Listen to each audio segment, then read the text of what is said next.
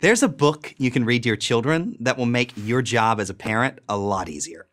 This book will teach them lessons in character, how to distinguish right from wrong, about gratitude, respect, and perseverance. And that's in the opening chapters. Parents have been reading this book to their children for a very long time. It's one reason it's a perpetual bestseller. This book, of course, is Mein Kampf? Of course not. How silly of me. Is it The Wizard of Oz? Is it Mother Goose? Is it Alice in Wonderland? Is it Moby Dick? Oh, this is a PragerU video, so of course, it's the Bible. Yeah, what a wonderful book to read to your kids. A book filled with violence, incorrect science, torture, all kinds of crap. All because, it might have a couple of life lessons in there, which you couldn't get anywhere else on Earth. the Bible. And you don't have to be religious to read it, and your children don't have to be religious to enjoy it and get a whole lot out of it. You don't have to be an atheist to read it, or a Satanist, but you should definitely teach your kids the Satanic Bible. What do you think, Christians? Decency, kindness, charity, selflessness, and sacrifice, they're all right there. Along with jealousy, spitefulness, thievery, selfishness, and sacrifice, the human kind. Consider the story of David and Goliath. 9 feet tall, clad in armor, Goliath is the most fearsome warrior of his day. How could he not be? He's 9 feet tall, for goodness sake. Who wants to go against a giant like that? No Israelite, that's for sure.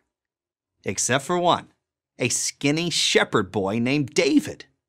This boy has 3 things going for him: courage, a slingshot, and faith that God is with him. As he strides out onto the battlefield to face Goliath in single combat, he holds the future of the Israelite nation, not to mention his own life, in his hands. Wrapped up in all of this tension and drama are valuable lessons that any child can profit from. David refuses to be intimidated by a bully. He's willing to act, to show resolve, even in the face of his own self-doubt. His actions paint a portrait of true heroism in the face of true danger. Isn't that the kind of strength we want our children to emulate? To be able to defend themselves and later their families and their country. Yeah, you know what other stories you can get that from? The Karate Kid and It, along with thousands of others. Or how about the story of the brothers, Cain and Abel? Yeah, that's a great story to tell a kid. One brother kills another. Awesome fucking story for a child. Abel, the shepherd, looks at his lot and he's filled with gratitude for his blessings. He offers as a gift to God the very best of his flock. Cain, the farmer, is selfish, unsatisfied with what he has, and he offers only a paltry gift of grain. When God favors Abel's present, Cain allows jealousy to overwhelm him. God speaks to Cain and tells him, "I know you're feeling angry, but you can overcome those feelings and master them." Cain doesn't listen, doesn't control his jealousy, and kills Abel. When God asks Cain, "Where is Abel, your brother?" Cain lies and says, "I do not know." And then, "Am I my brother's keeper?" Yes should have been Cain's answer to his own question. We are responsible for ourselves, and we have an obligation to others. We all have emotions and passions, but God has given us the tools to master those emotions. And master them we must if we are to live a productive and ethical life. Of course, if you're actually God, because then your jealousy is okay and 100% acceptable. There's numerous times in the Bible that God gets jealous and takes it out on man. But while we're talking about Bible stories, why don't we talk about this one? This is a great one to teach your kids. The story of Abraham. Abraham, who was told by God to sacrifice his son to God. And he was about to do it until God stopped him. And what's the lesson there? Trust your God to not screw you over when he tells you what to do? Seems like a fucked up way to teach that lesson. Most important of all, life is a gift from God. We have no right to take it away from the innocent. Murder is evil.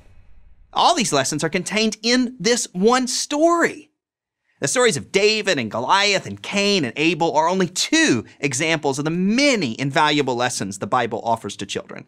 Think of a lesson, and there's a Bible story to teach it.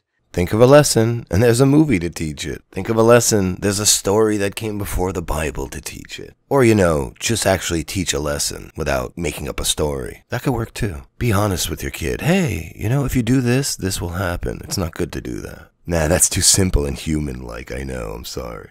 About family dynamics, friendship, forgiveness, leadership, humility, about what is important and what is not. I hate when people say important. The Bible also teaches children, more effectively than any book ever, that they are not the center of the universe. They're accountable to their parents and to God. Children who internalize this lesson are much more likely to be kinder and more mindful of how they behave than those who do not.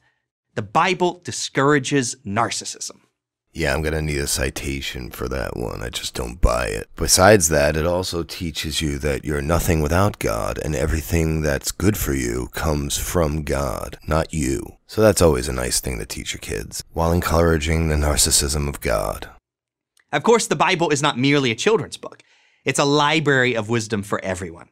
Here's how Abraham Lincoln, who was not a churchgoer, but who was steeped in the Bible, described it. In regard to this great book, it is the best gift God has given to man. But for it, we could not know right from wrong. And all things most desirable for man's welfare are to be found portrayed in it. As Lincoln suggests, the Bible is the moral foundation on which Western civilization is built and a point of shared reference. Well, I think like Thomas Jefferson and the Founding Fathers would beg to differ there, but okay. And another thing, I'm sorry. Abraham Lincoln was wrong. A nice use of the appeal to authority fallacy. Abraham Lincoln said it, so it must be true. Up until the 1960s, you could cite a Bible story and most people knew exactly what you were talking about. Everyone from Shakespeare to Dickens to Franklin Roosevelt made great use of Bible stories to communicate their themes. We're losing that connection, and that is a terrible shame and a profound cultural loss. If you don't have some biblical literacy, you can't fully appreciate the powerful words of Martin Luther King, for example. Only if you know the story of Moses can you fully appreciate King's poetic vision of having seen the promised land. I think I'm going to end it right there because that is some funny shit. You can never understand his true vision of equality unless you understand the story of Moses because he mentioned the promised land in his speech. Wow, that's a fucking stretch right there. Anyway, guys, the Bible is shit. There are plenty of other countless stories to get life lessons from if you're too unwilling to just teach your kids in plain English how things are. And they don't come with the price tag of sacrificing your life to Jesus Christ to do so. Anyway, PragerU is absolute garbage. And I'm Billy Bong, and I'm out. Have a good night.